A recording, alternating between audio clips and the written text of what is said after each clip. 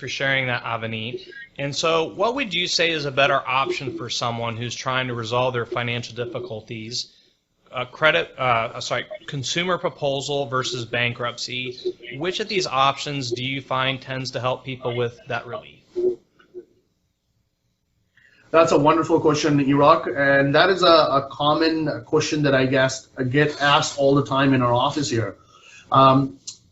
The best way to evaluate what would be the best option for the individual would be reviewing their finances and their earning power and their ability to pay back.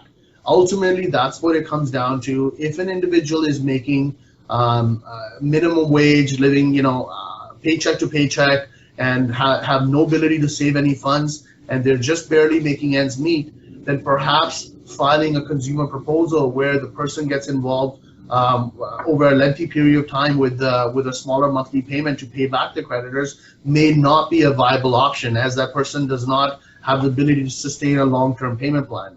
So in a scenario like that, perhaps a person may consider filing a personal bankruptcy, versus if a person is earning, they do have a full-time job, however, because of their other expenses, they're not able to keep up their full minimum obligations towards their creditors. In a scenario like that, they still are able to pay back some debt some payments back to the creditors. That would be an ideal scenario for a person to file a consumer proposal as compared to a bankruptcy.